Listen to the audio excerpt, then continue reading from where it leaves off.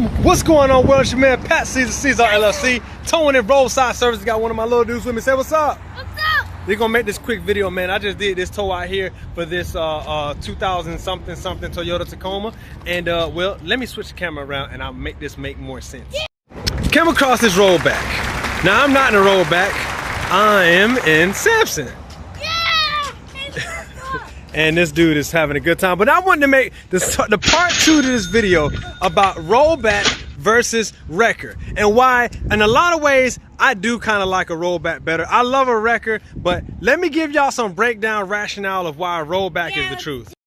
Now, rollbacks, usually you don't see them with more than a single cab. Now this is one of my biggest drawbacks with Super Donkey, because I could never bring these little people with me, especially with not having AC. It did not work very well. But you can find the price, or you can find these with extended cabs, but you're gonna pay a pretty penny for it.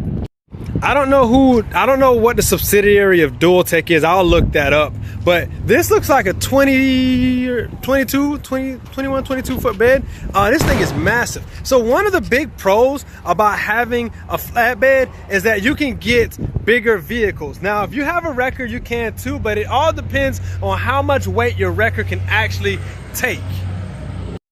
A con to having a rollback is that you cannot bring all the necessities with you unless you got huge toolboxes that, you know, go pretty deep like that one, and maybe have multiple for jacks, compressors, electric, batteries, all that type of stuff.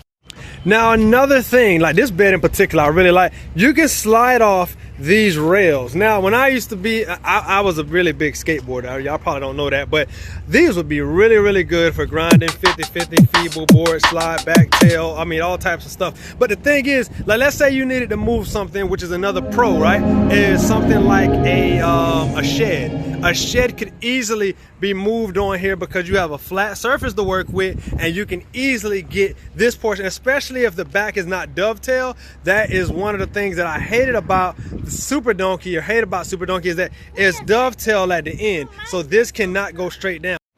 Going back to a pro, you can carry with the right setup rollback 2 vehicles, not one, but 2 vehicles. If you have a wheel lift truck, you're only getting the wheel lift. But if you have a flatbed that comes with the wheel lift, now you have the capability of towing a vehicle here and a vehicle here, potentially doubling your profits whenever you're rolling. I think one of the last major pros that I personally like about having a flatbed over like a rollback, for instance, is that there's just no real limitations. Like you can do heavy equipment, you can do, you know, box trucks, you can do, like let's look in this parking lot for instance, like you could get that dually on here for instance, but you can also get that small Ford Focus. It doesn't matter what it is because you have enough space, there's enough real estate here to be able to get it, and it looks like it's got the hydraulics to be able to handle that type of capability. So those are my 5 pros and cons of having a rollback versus having a wrecker. What y'all think of this? Let me know in the comments down below. You want the flatbed or the wrecker? Flatbed or wrecker? Y'all holla at me, let me know. I'm gonna be looking for those comments, man. Listen, mi gente. Y'all be easy out there, be good, and be fruitful. Multiply, make them dollars come down, and make it rain, and do all that baller stuff.